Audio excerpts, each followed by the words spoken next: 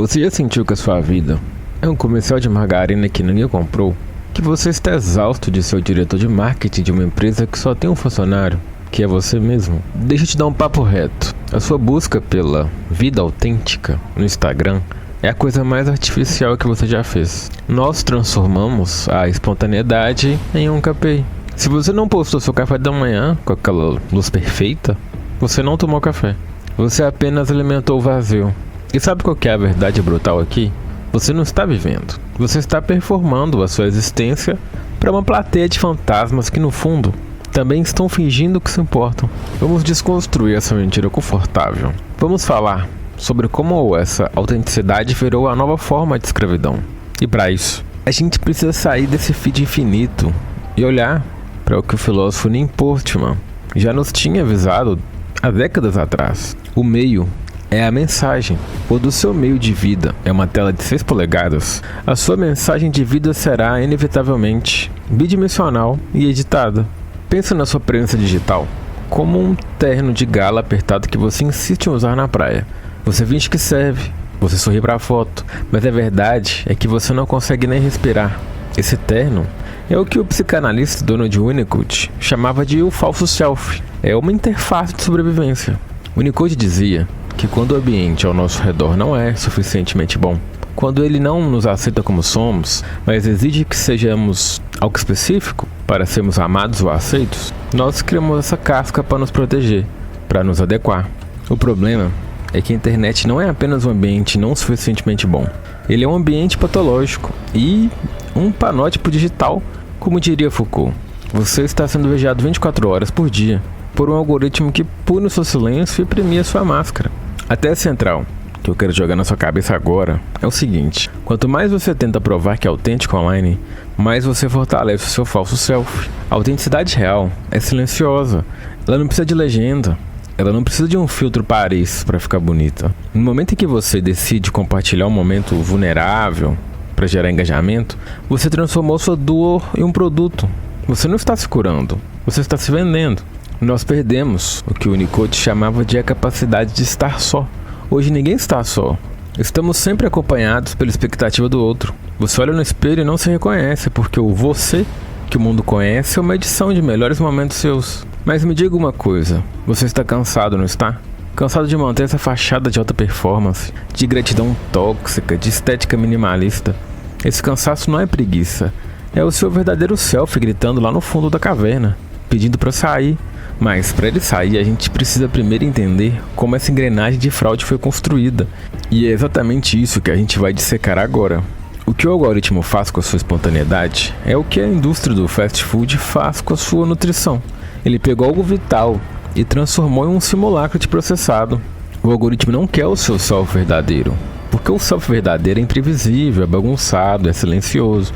O algoritmo quer seu falso self, ele quer sua performance, porque a performance gera dados, e dados geram lucro. Pensa no seu feed, pensa nele como uma fábrica de erros. Cada postagem ali, cada estilo de vida que você tenta emular, é uma peça de reposição para sua identidade. Mas aqui está uma armadilha psicanalítica. Quando você passa o dia inteiro alimentando esse avatar, o seu self verdadeiro, aquele núcleo de espontaneidade, que o Winnicott descrevia como a única coisa que nos faz sentir reais, começa a murchar por falta de uso. O Winnicott nos deu um conceito fundamental para entender o que está acontecendo. O espaço potencial é aquele lugar entre o eu e o mundo, onde a criatividade acontece, onde o brincar é possível. É o espaço onde você descobre quem você é, sem a pressão da realidade externa. Mas hoje, esse seu espaço potencial foi colonizado.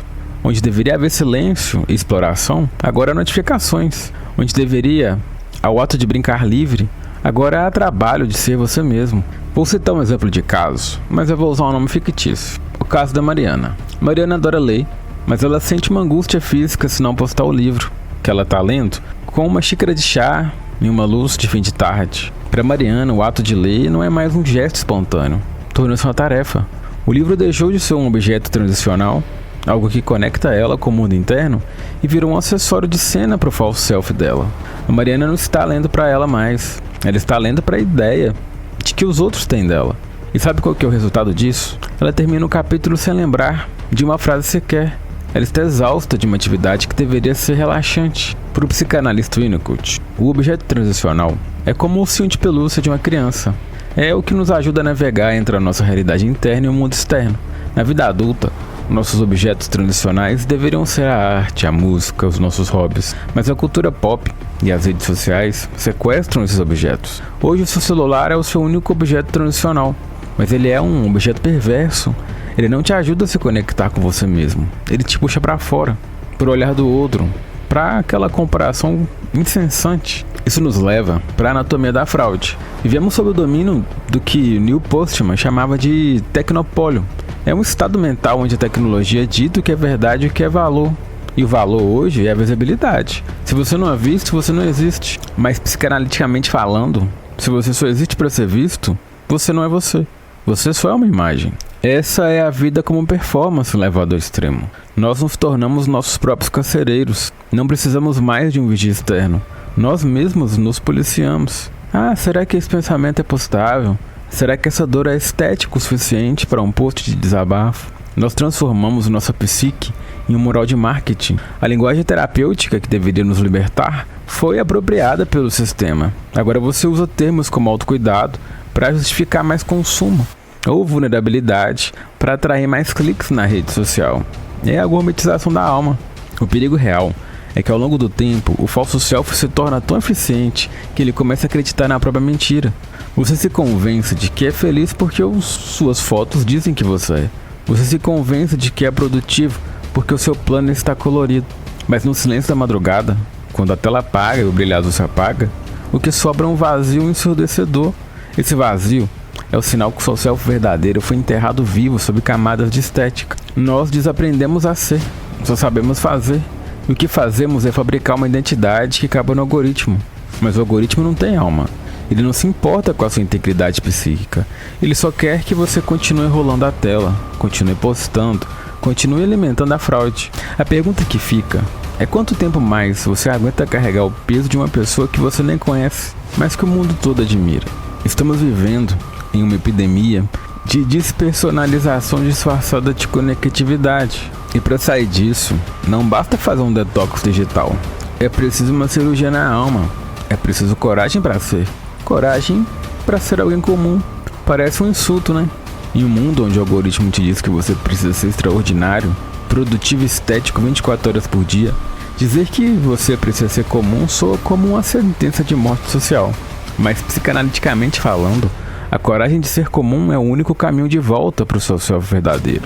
Winnicott dizia que a saúde mental não é a ausência de conflito, mas a capacidade de se sentir real.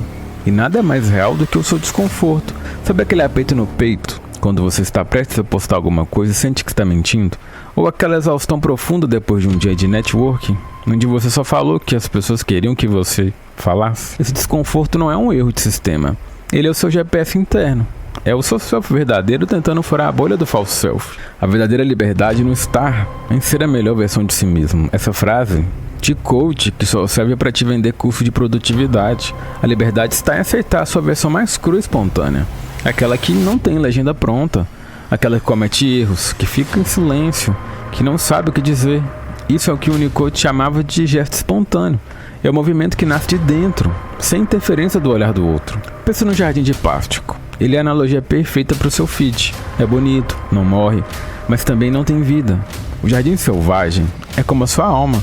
Tem ervas daninhas, tem lama, tem flores. Flores que morrem rápido, mas ele pulsa, ele é real. E para cultivar esse jardim real, você precisa abandonar a ideia de que felicidade é uma performance. É felicidade real. A satisfação de existir, muitas vezes, é silenciosa e sem graça para quem olha de fora. Mas não se engane, ser autêntico tem um preço. E é um preço alto. É o risco da desaprovação. O falso self é uma interface de defesa. Ele existe para garantir que você seja amado e aceito. Quando você começa a dizer não, você começa a sair de grupos que não te fazem bem. Você começa a ser estranho para quem só te conhecia pela máscara. Agora, eu vou te dar um choque de realidade. O mundo não vai acabar se você parar de performar. O sol vai continuar nascendo, as contas vão continuar chegando, mas você vai finalmente começar a respirar. Você vai descobrir que a sua normalidade é o seu maior refúgio. É no comum que a vida acontece. É no comum que o amor real floresce. Porque o amor real não suporta a perfeição. Ele precisa da nossa humanidade compartilhada. com todas as nossas falhas.